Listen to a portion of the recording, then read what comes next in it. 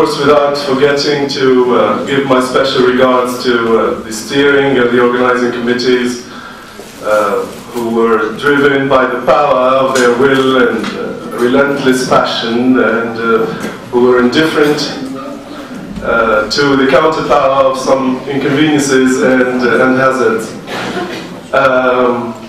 It is our belief that in the profession of teaching, as well as in other professions, continuous self-improvement is essential to be effective. It is our responsibility to stay abreast of the advancements in theory and practice, not only in the field of our expertise, but also in the methods of delivery of the courses in which we teach. That's why, to maintain a research orientation in order to broaden our perspectives and in order to be able to contribute to the body of knowledge is one of the aims and one of the objectives of this conference. We are looking forward very much to this interesting event, and without further ado, I would like to turn over the podium to President of the University, Professor Ahmed Ben Aziza, to give his word. Le pouvoir doit être, disons, regardé, surveillé à chaque instant, pour préserver cette idée de liberté des individus, de liberté des gens. Je ne reviendrai pas, bien sûr, sur Montesquieu, et j'aimerais bien juste faire une parenthèse. Le mot séparation de pouvoir chez Montesquieu n'existe pas. Il n'a jamais parlé, il n'en a pas, ni dans l'esprit de loi, ni ailleurs. Il a simplement exprimé l'idée d'une multiplication de pouvoir pour que le pouvoir ne soit pas concentré entre les mains d'une seule instance. Bon, la question, comment est-ce qu'il faut, comment des individus, comment des groupes si simples, si modestes, peuvent-ils s'opposer à un pouvoir aussi grand, aussi titanesque, tel qu'il s'exerce aujourd'hui?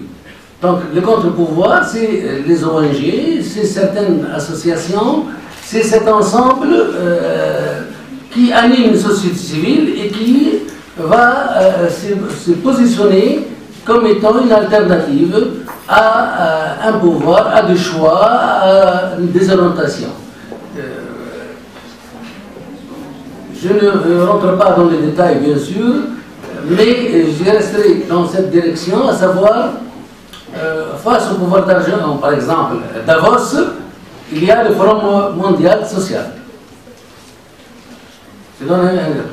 Face aux multinationales, il y a des associations qui crient chaque jour sur des scandales, par exemple le scandale de l'emploi des enfants dans des sociétés multinationales comme Nike, par exemple. C'est un grand scandale qui a éclaté il y a quelques années et qui a éclaboussé l'image de marque de cette société-là. Bonjour aux chers invités qui nous viennent des quatre coins du monde. Bonjour chers collègues, mesdames, messieurs, aux chers étudiants. Je vous souhaite de tout mon cœur la bienvenue à ce symposium, à ce grand colloque qui va durer quelques jours au sein de cette faculté, la plus ancienne institution de Tunisie, 1958, et qui continue à alimenter le débat actuel sur ce qui se passe bien chez nous. J'espère donc que ce colloque sera une occasion pour nous tous de consolider nos liens et d'aller de l'avant pour une bonne réflexion sur qu'est-ce qu'une vraie démocratie authentique et qu'est-ce qu'il nous faut aujourd'hui pour développer cette vigilance dont parlait Monsieur le Président de l'Université. Je voudrais tout d'abord féliciter vivement les organisateurs de ce colloque international, les féliciter doublement. Tout d'abord pour leur esprit d'enthousiasme, pour leur motivation qui était visible dès la naissance du projet UM. Je voudrais les féliciter aussi pour le choix de ce thème qui est au cœur de l'actualité nationale, mais aussi de l'actualité mondiale. Actualité nationale parce que depuis le 14 janvier 2011, les Tunisiens savent réellement ce qu'ils ont gagné. Nous savons tous que ce que les Tunisiens ont gagné depuis cette révolution, c'est la liberté d'expression.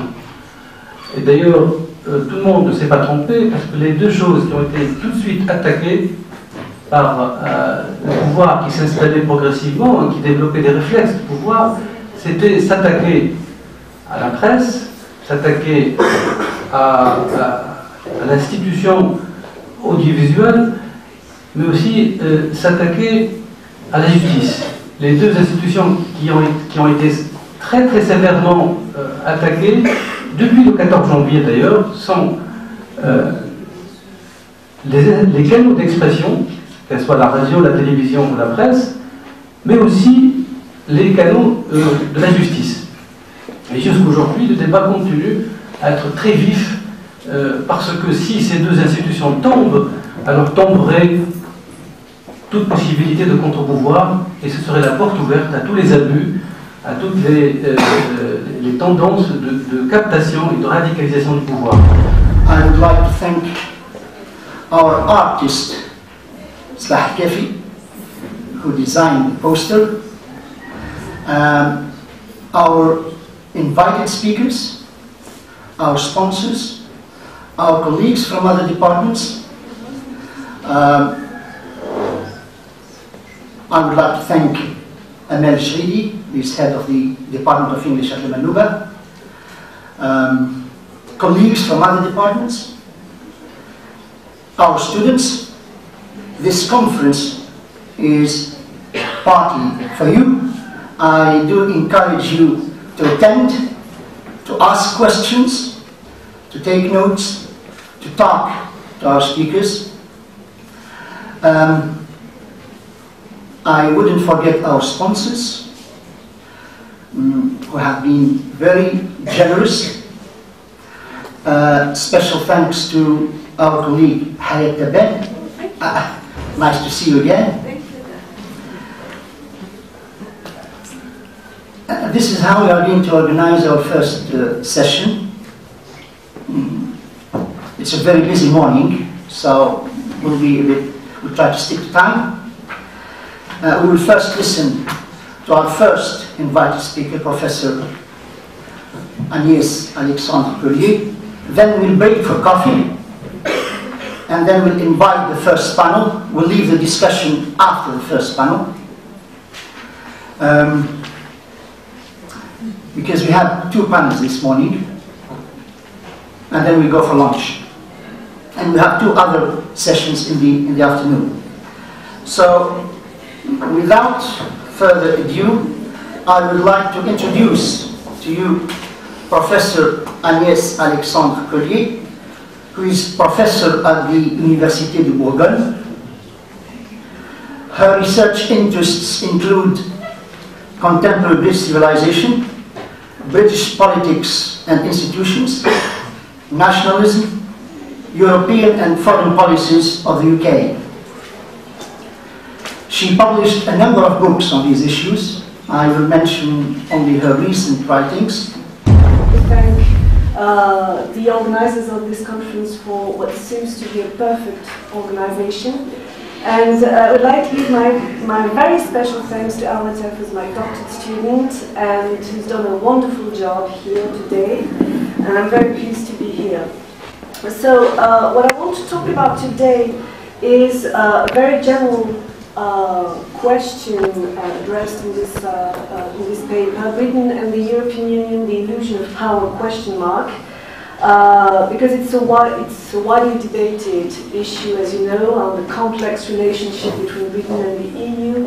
It's a burning issue, and so of course I won't talk about all the details of this relationship today. But what I want to address more particularly is the very question of Euroscepticism, caused by specialists to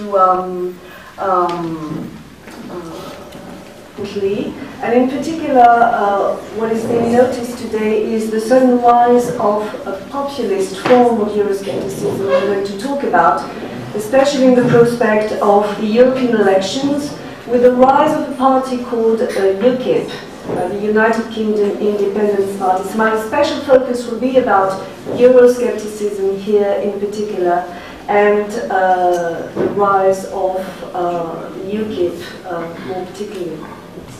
So now it's a widely debated issue, of course, and a very controversial one, the relationship between Britain and Europe.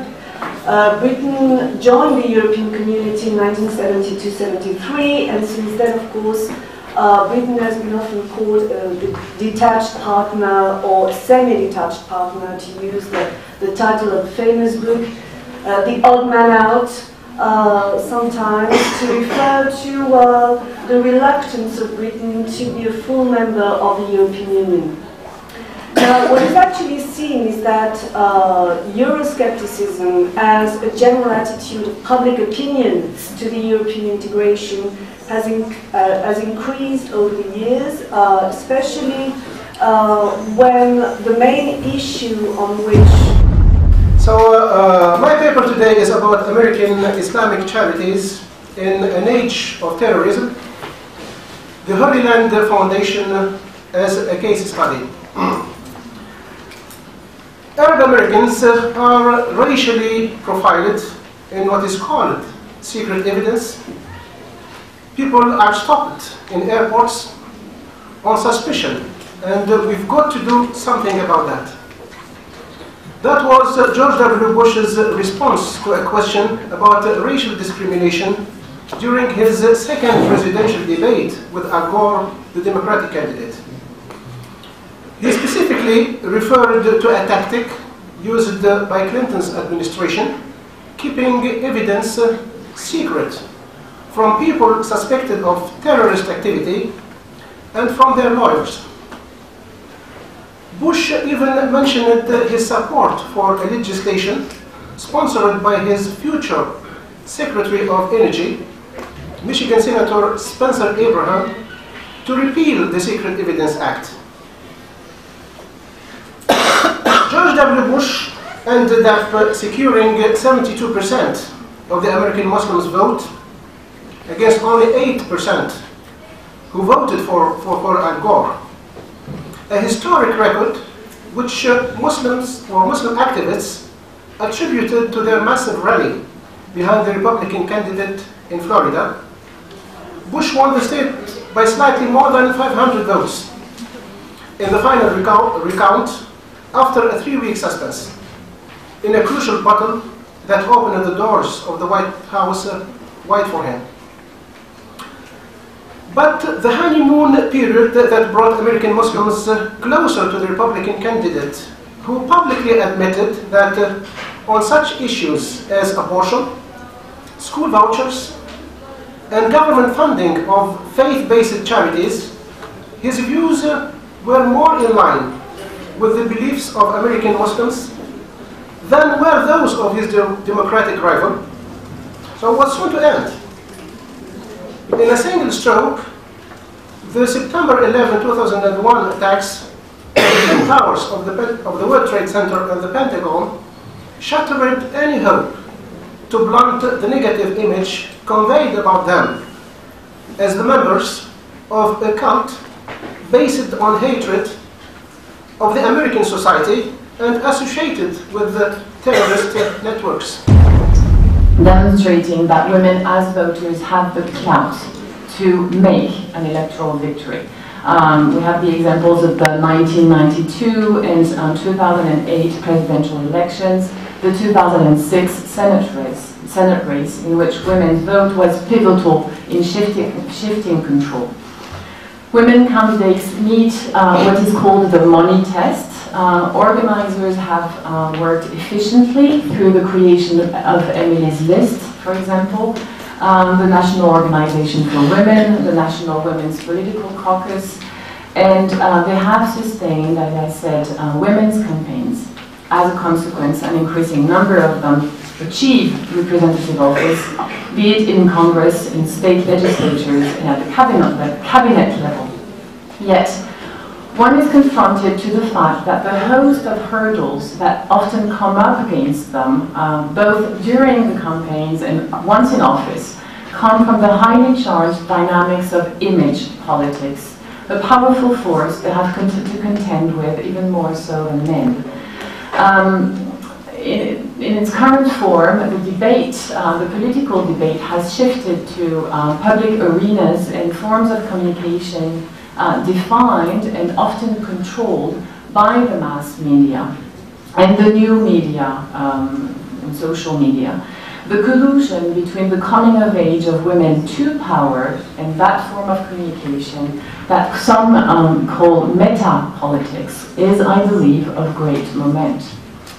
The question of image has been of concern since the very birth of the executive office, for example, as evidenced in a letter, maybe I won't quote the entire thing, but in a letter written at the dawn of his presidency by Washington to his first spin doctor, cum vice president, John Adams, in which he said, the president, I quote, "in all matters of business and etiquette can have no object but to demean himself and his public character in such a manner as to maintain the dignity of office without subjecting himself to the imputation of superciliousness or unnecessary reserve."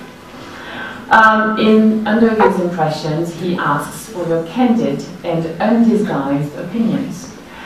In Washington's time, the fourth estate was not yet the leviathan it has become for politicians to contend with or to harness to their needs. As Ralph Nader somewhat cynically remarked, I quote, "In essence, you don't run for president directly, you ask the media to run you for president. Or if you have the money, you pay for the media for exposure." Force him to share this power with the most powerful Congress in the world and the most omnipotent judicial body in the democratic world, the Supreme Court.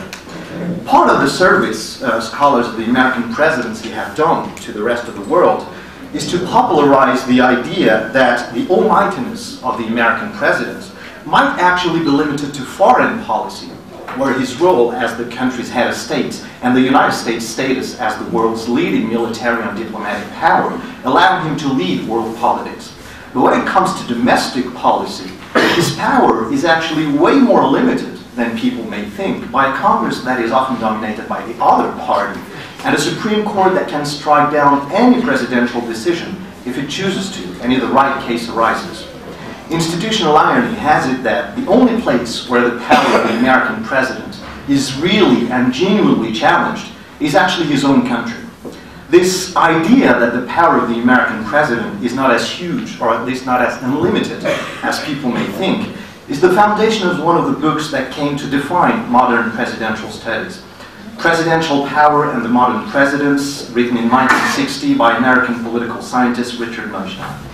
At a time when the American presidency had apparently become much more powerful than what the Constitution had envisioned, Neustadt informed us that the American president is actually limited by other actors of the political game, like Congress, the courts, the media, the American people, and even the rest of the world.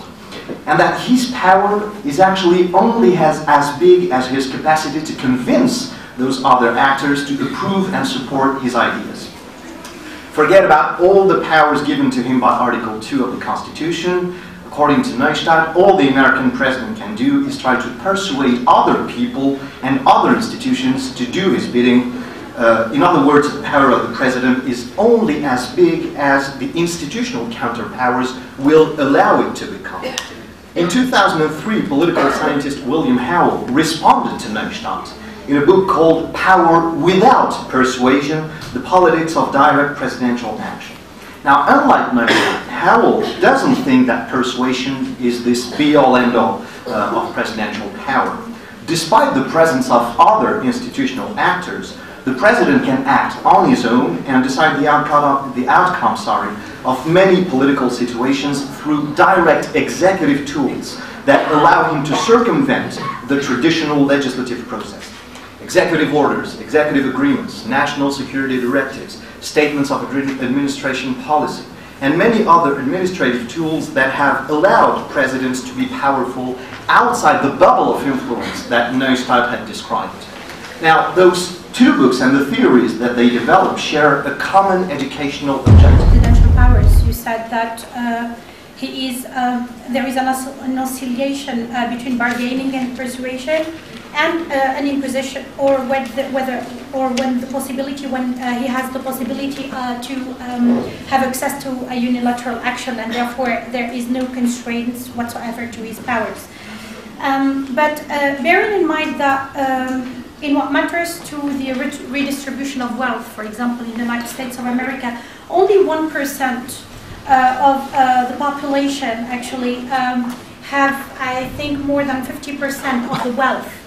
Don't you think that there are other more forms of pressure, not just the Congress or the court pressure, or those of the president himself or herself? In the future, maybe we'll have a female president.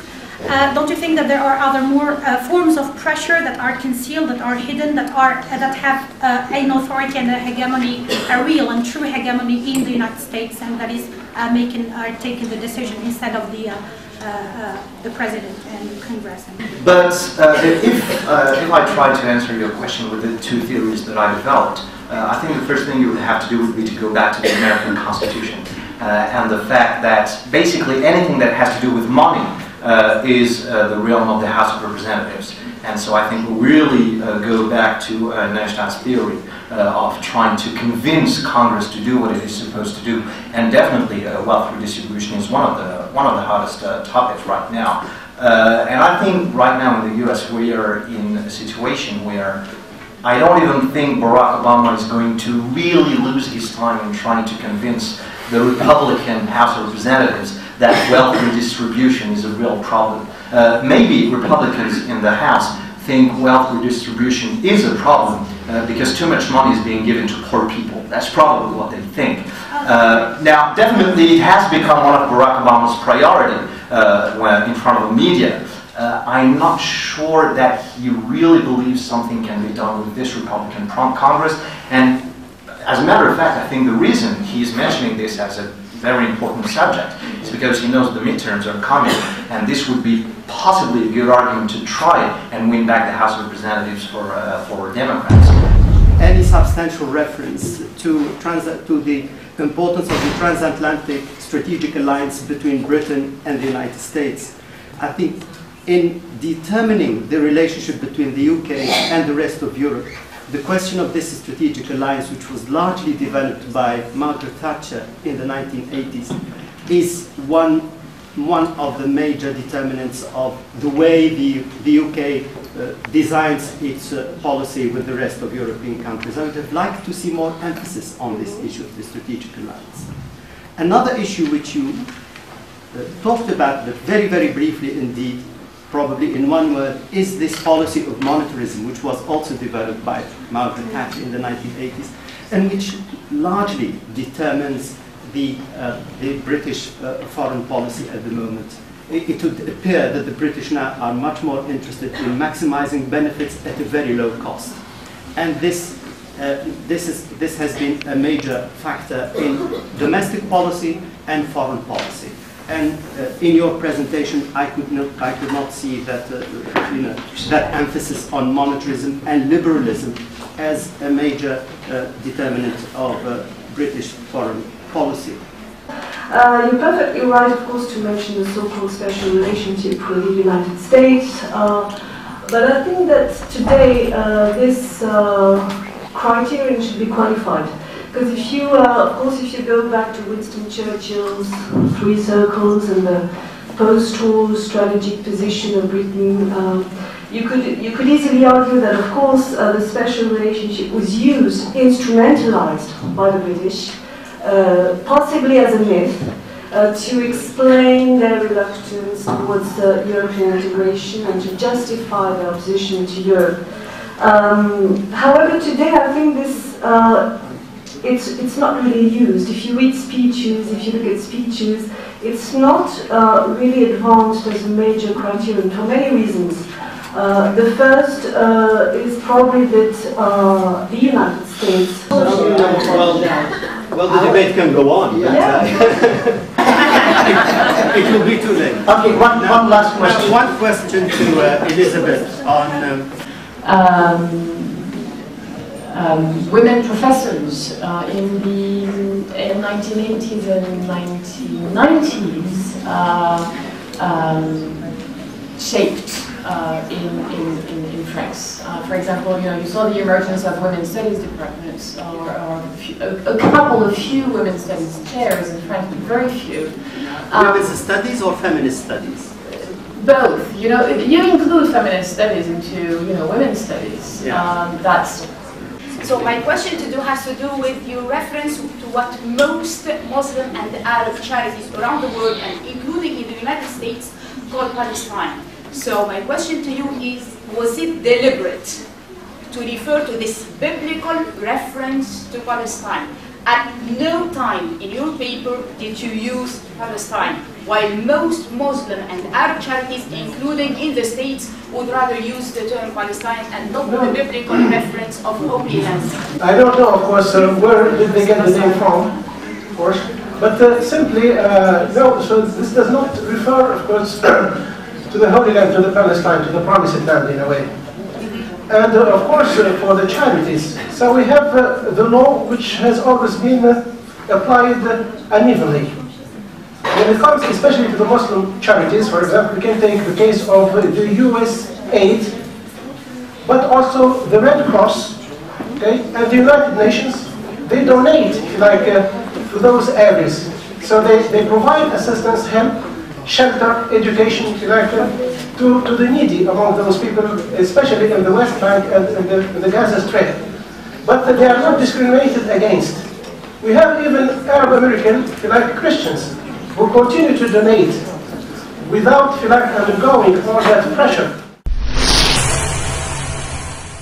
And it is a federating theme because it is bringing us together, people from different fields of investigation within departments of English. It is bringing together literary critics, linguists and specialists of American and British studies. So a truly federating theme indeed. When we talk about power, we necessarily address the issue of counterpower and resistance to power. And I think that this is quite a relevant choice here. Also, when we talk about power, we have to address the issue of solidarity, as all forms of power generate, socially speaking, some kind of solidarity among the people who undergo the influence of power. Power and solidarity are also used quite a lot in sociolinguistics and in linguistic research in general, where we try to address the question of language behavior in relation to power and solidarity.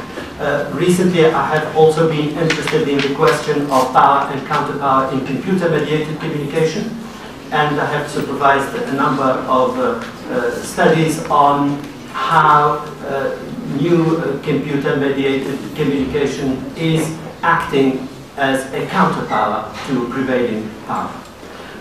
So that's as an introduction to our session today. I have two speakers lined up this morning, and the first speaker is going to be, and she's to my right, is Ridha.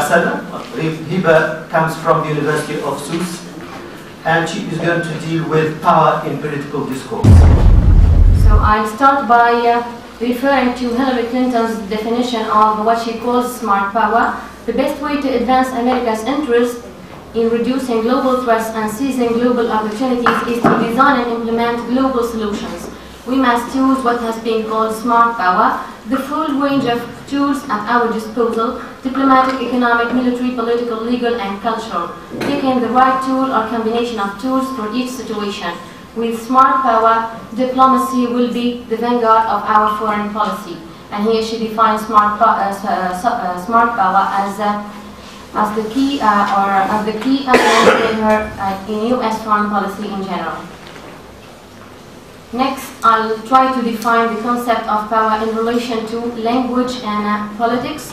Language, in the words of Van Dyck, is considered not only as a medium of the communication of values, meanings and knowledge, but also an instrument of exercising power.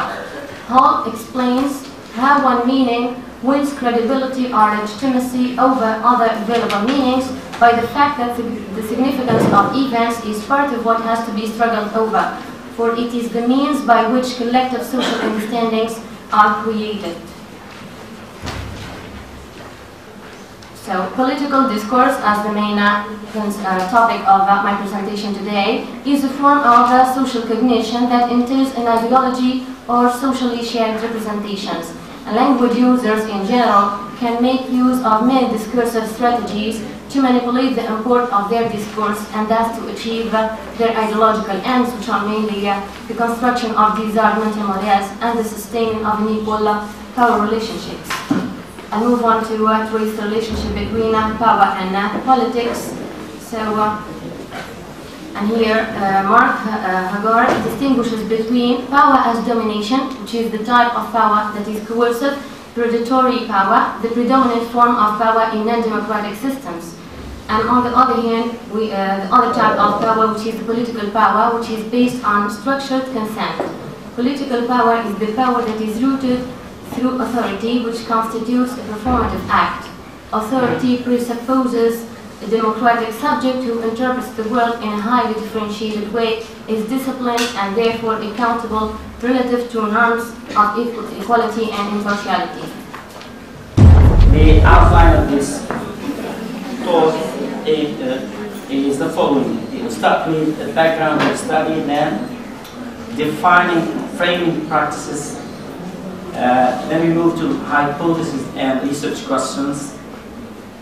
Then we have research design, which is mixed research and method research, results, and then we end with discussion and conclusion.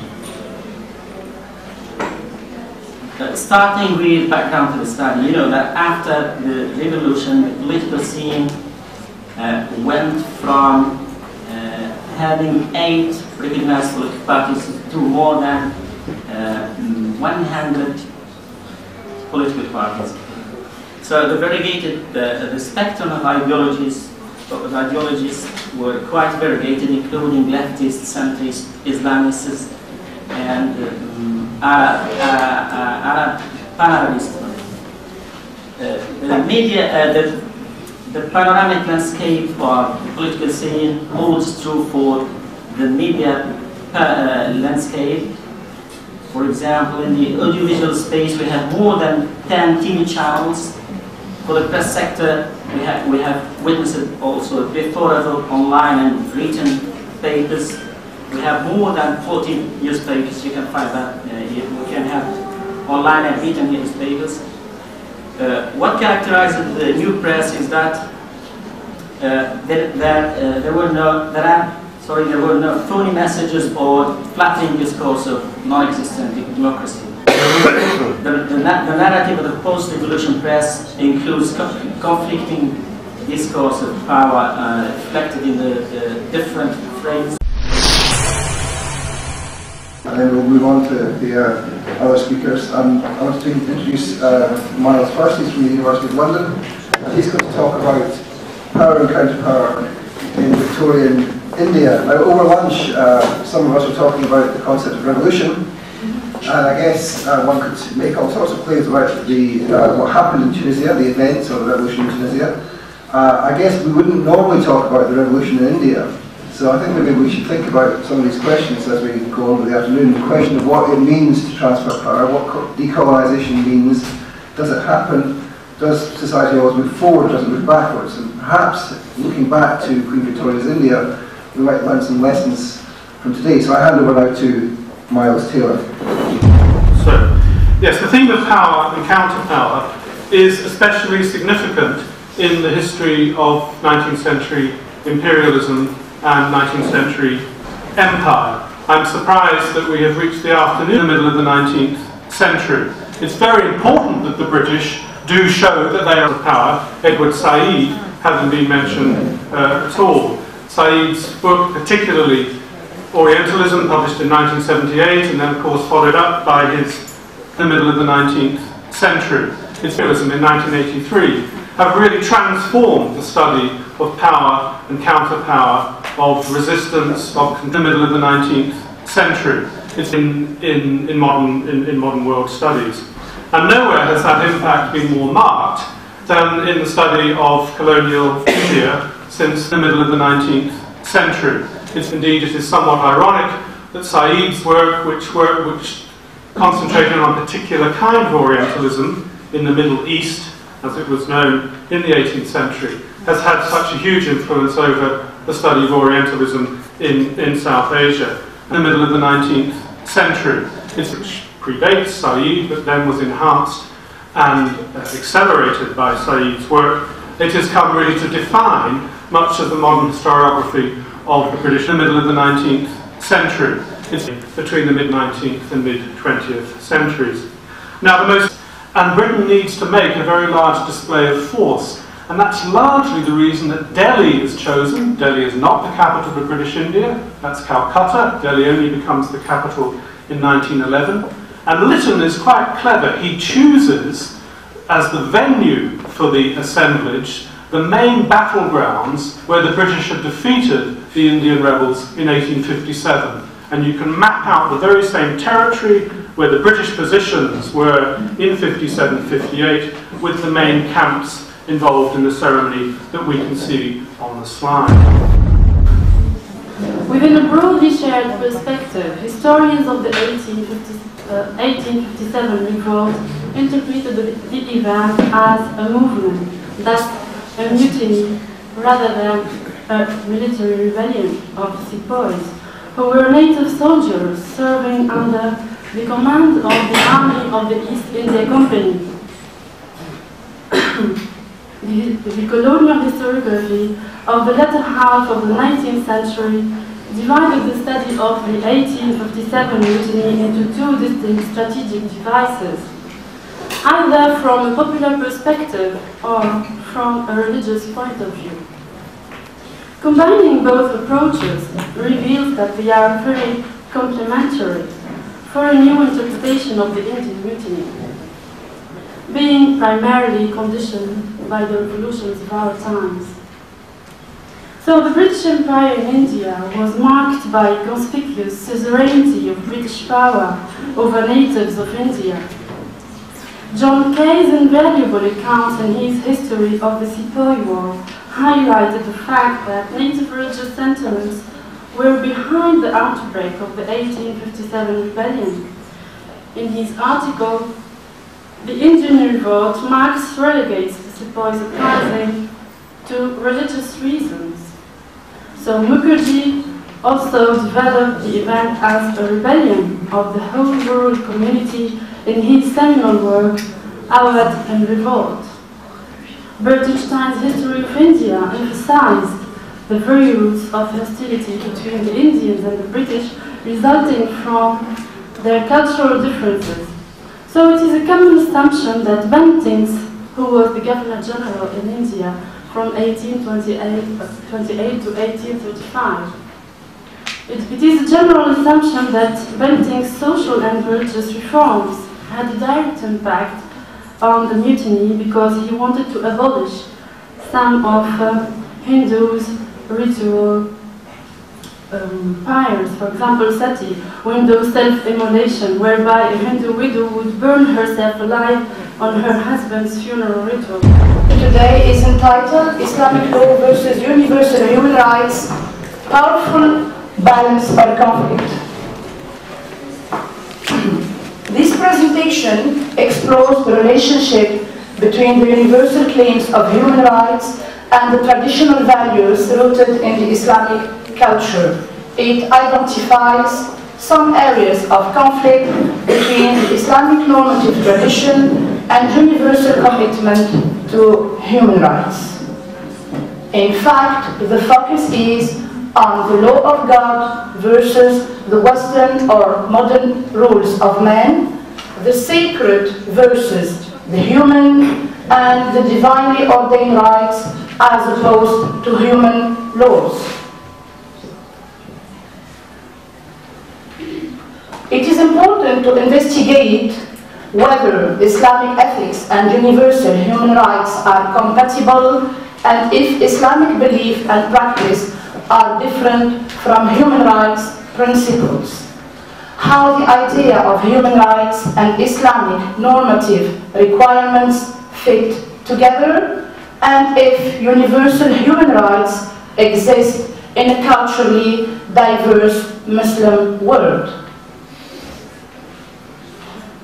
Now I'm going to focus on my research questions, which are: to which extent does the Islamic law guarantee universal human rights?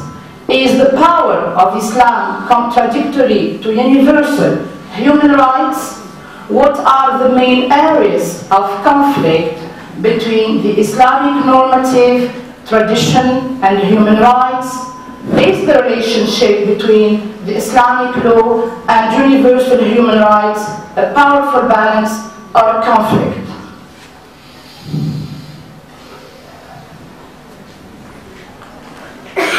When we speak about the power of Islam, we speak about the power of God over the power of man. When we deal with human rights in Islam, we mean those gifts granted by God. Indeed, the Islamic culture and civilization show that Islam is a human rights founder. These rights are displayed in the Quran that guarantees the status and rights of people. Now let's define human rights. If we try to define human rights, we have to state that they are not only inalienable, but also egalitarian. Indeed, they are held universally by all human beings.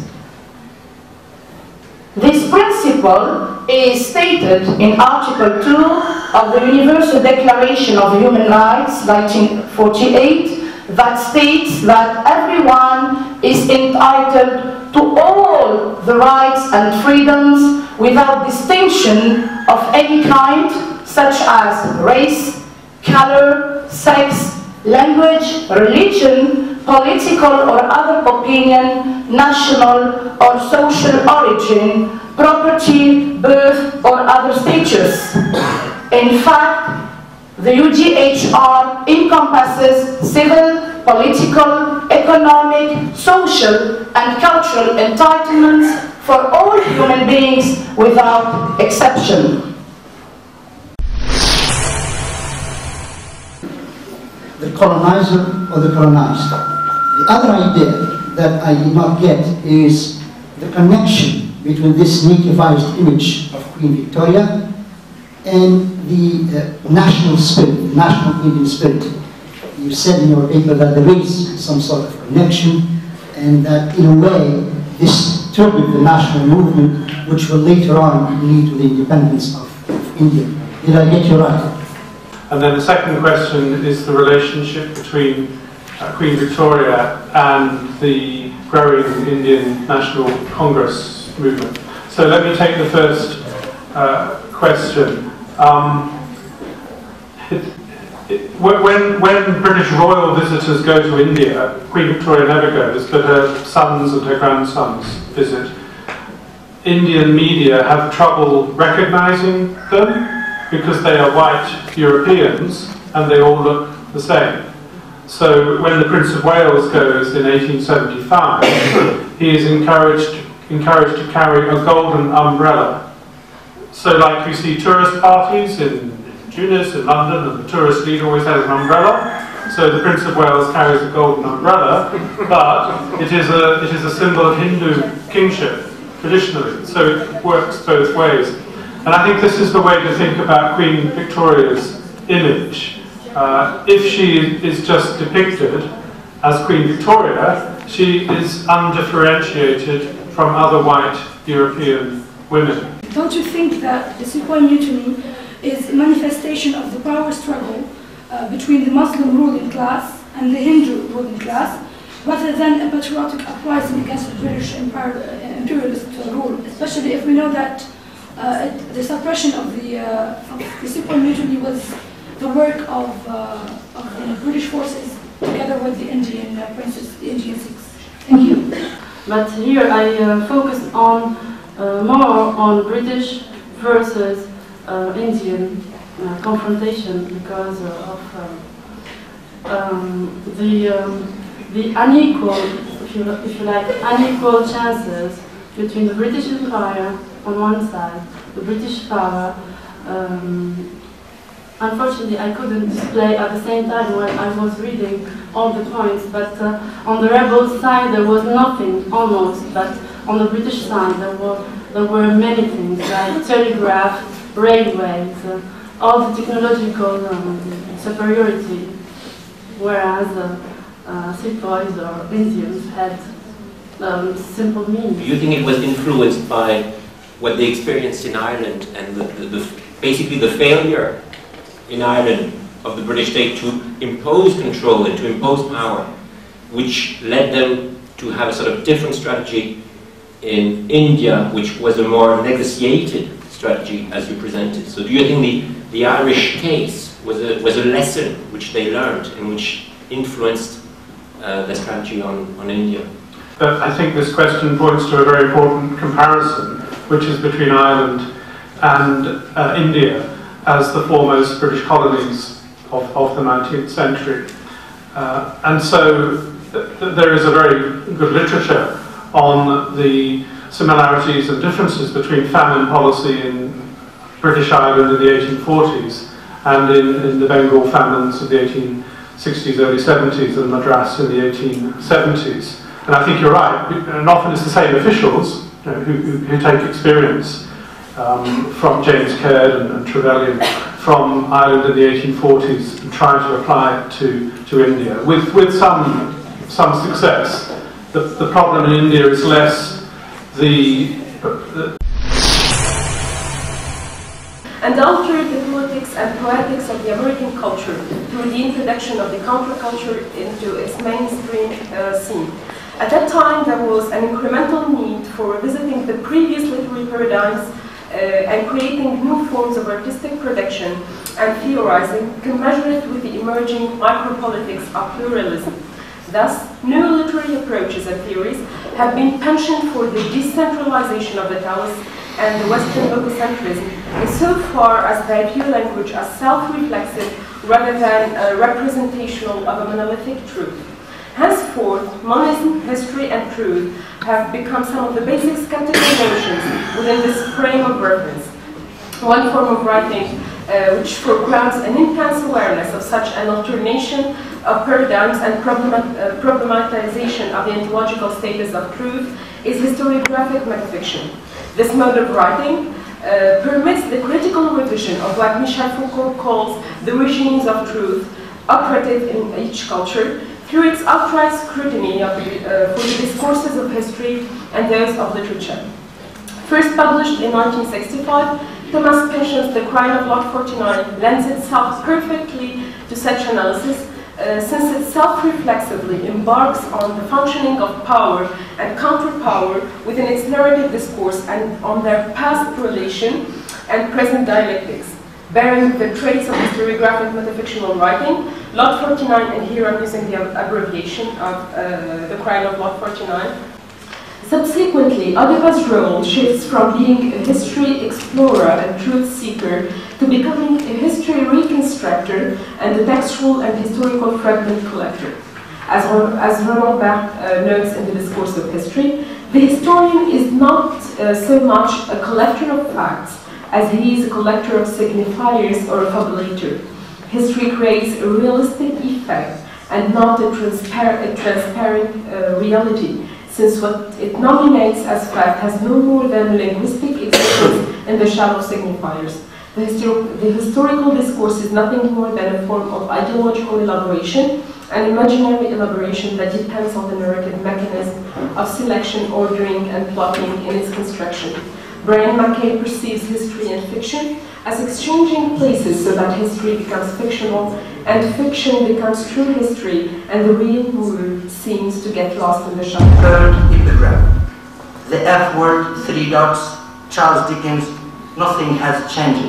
All his epigraphs are from the suburbia. The dream to abolish power that has haunted the minds of classical novelists and playwrights and kindle their hopes for justice is not there. So seems Hanif Qureshi's The Buddha of Suburbia to show, as corroborated in the first epigraph to the present paper. But this quasi-Marxist dream, which saw its incarnation in theory in wide spectrum of utopia literary experiments, promising the end of power distribution, competition, rivalry, and the spirit of power, rivalry encourages novel in the extreme left squares for the spirit of power. Tory, Labour, Liberal, or whatsoever is fated to remain what it is, a fantastic reverie. Two questions crop up at the outset.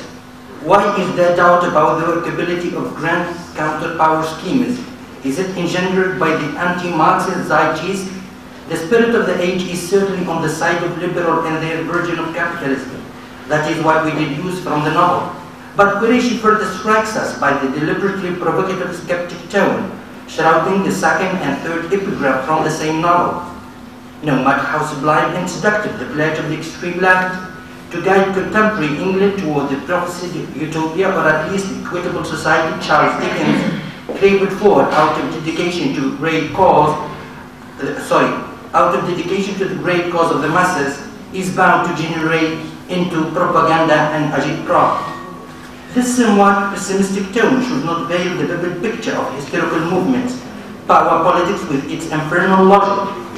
Now, I'm going to talk about speech and silence as forms of power and counterpower in the work of a forgotten but not his very famous author who is Zora Neale Hurston. And what I'm going to look at, it is not this issue of power and counterpower as it is here, as is shown in your brochure, which is about division in a sense. And you see that even the brochure is racialized, where you have black versus white. They are grabbing for the same thing, which is red. So I'm not going to talk in terms of binaries or the dualism and so on. I'm going to talk about the issue of power and counterpower within the same racial group that is among Afro-Americans. Because, contrary to what most people believe, blacks or Afro-Americans do not represent and have never represented a homogeneous body. Rather, they are heterogeneous, and you do find within this body contestations or struggles related to power and counterpower, related to positioning. And in my interest here is about literary positioning. And I'm talking about this era that stretched from the Harlem Renaissance up to the 1960s. You know that the Harlem Renaissance was about the advent of the new Negro, but then again, it was soon blemished by struggle for power and who was qualified or not to talk for the Negro race. There were two schools at that time, the School of Chicago, sociology in Chicago, and the School of Ethnology based in New York. By the Depression, when what Langston Hughes called the end of the world in things Negro, the Depression ended this trend, and we entered in the 30s where literature became more idealized in the sense that literature was used as a tool. How is the historiographic metafictional writing considered to be a site of negotiation? So you spoke earlier about an inner code, and I would like to know how would you account for your choice of the term negotiation? So would you specify in which context you chose it, always in reference to power and counterpower? And how would you term the end result of this negotiation? Would you say that it is complementarity or conflict, or that conflict perforce, or that it is bound, this negotiation is bound to be unresolved, that is forever ongoing? What is it, a site of negotiation? Okay, this mode of writing, the postmodernist form of writing, it is not postmodernist, that is, it's not something, it has existed long before.